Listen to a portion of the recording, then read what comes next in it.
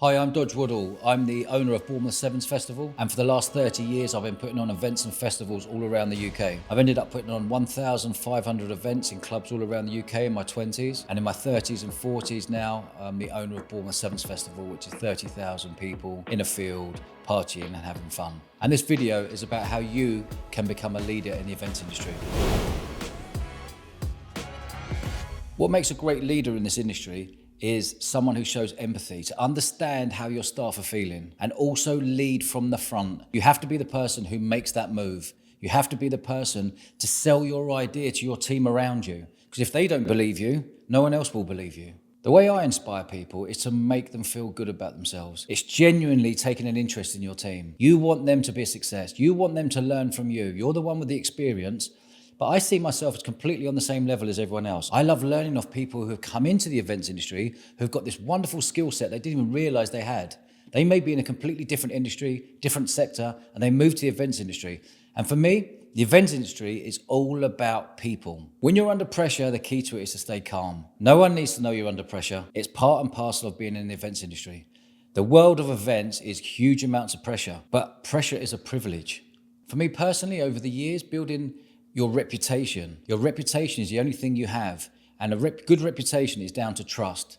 Be a man of your word. If you shake hands with someone, you've done a deal. If you look someone in the eye and you know they're coming on board with your team, you look after them. The key to personal brand is making sure you are on LinkedIn, is making sure you are on Instagram, that people can see you. And the key to it for me is just be you. People can see if you're not telling the truth. People can see if you're trying to be someone you're not. Just be you and people will really like you for it. Social media is absolutely key in this industry. Before social media came along in 2008, when Facebook came along, everything was flyers, posters, putting adverts in magazines, going on radio, going on TV. There's no ROI with that. Now you've got social media, you can put out posts and you can see how many people have viewed it. You can put out posts with links there and you can see how many people have gone to your website from there. Social media has been an absolute game changer for my business over the last 17, 18 years.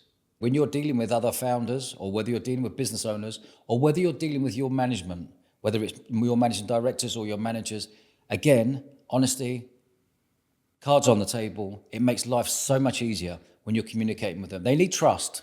You need to believe in them. They need to believe in you. You need to give them respect and they'll give you respect back. Again, keep it really simple. I got inspired as a young kid. I used to live above a pub in London, and next door we had a nightclub. And my parents used to put on parties in our pub, fancy dress parties, etc. And then I had access to go to the nightclub next door. I used to sell tickets to the nightclub next door on a Saturday night as a 10-year-old. And I saw people going into this club and having the best time of their lives. These tickets used to get people queue jump. Again, creating win-win situations. That's what inspired me as a young kid when I look back as a 10-year-old. But really when I went to Ibiza at the age of 17, that was the one for me. When I saw the colour, I saw what they did was so much better than what we're doing in the UK. The DJs, the dancers, the experience, everything about Ibiza was really the thing that kicked me on and said, right, I want to be a promoter, I want to be an events director, I want to be a founder. They were the things for me, and I haven't looked back since. I faced a lot of challenges over the years, mainly after my nightclub, 10 years in nightclubs. But mainly really when I went to create a festival. And the biggest challenges was cash flow. You know, cash flow kills businesses. And in 2008, there was a recession, and myself and my wife, who were putting on Bournemouth Sevens Festival, we ran out of money. That was the biggest challenge ever. And also trying to grow a festival from scratch. You know, it took us 5 years to break the back of this festival. 5 years of non-stop, 18-hour days, 7 days a week, 365. And when you complete 1 year's festival, you've then got to go straight into year 2. There's no break. And straight into year 3, there's no break. And you're constantly tweaking the prices, constantly making sure, bringing in different other revenue streams, working out what works and what doesn't work, the flow of people around the site, the amount of security you need, the amount of police you need, the amount of marquees and stretched tents you need, how many toilets you need. The list goes on and on and on. And you're constantly tweaking and tweaking and tweaking till you get to a point where your business model is bang on. For me, getting sponsors on board for a festival is key. You know, that plays a huge part in the success of a festival. And working with brands and brand association is really, really powerful. As a festival owner, I want to be working with Guinness.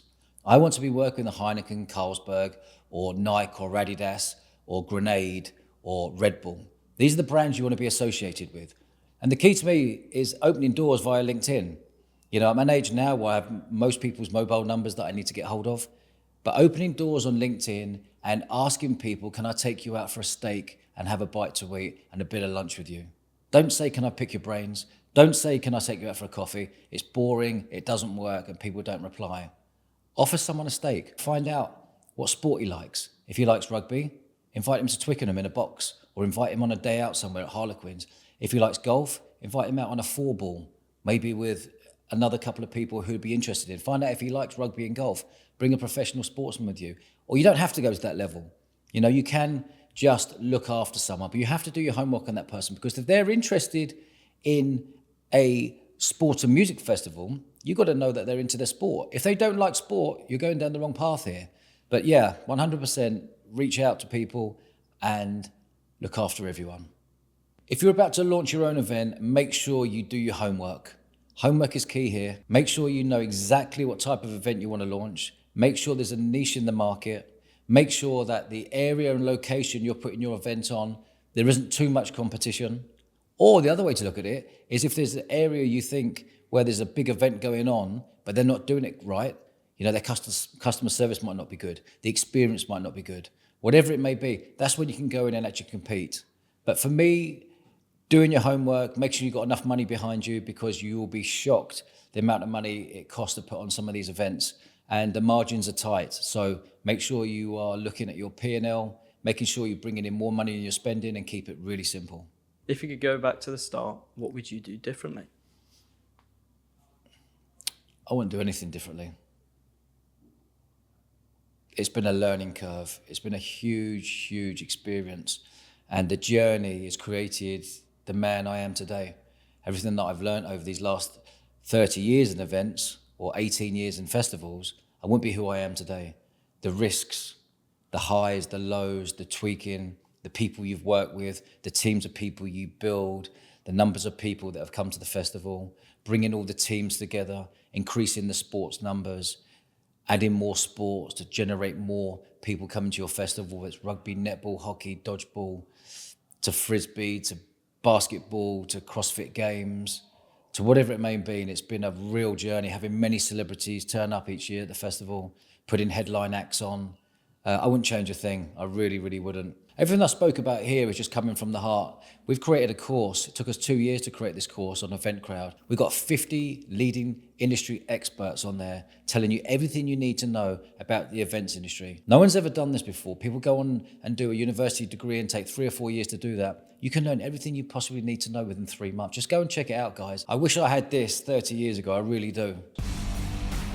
If you want to break into the events industry, our success model will guide you all the way through, giving you access to the people who are the main faces in the world and the industry that we're in. I'm the CEO and founder of Benchmark. I'm the Managing Director of Bournemouth Sevens Festival. A freelance event director and event consultant. The Vice President of Client Development for Music and Festivals at Ticketmaster UK. World's longest title. This course has been designed to replace the old model. We're giving you 3 years worth of education in the space of 3 months. We'll be covering things you won't learn from textbooks in a classroom.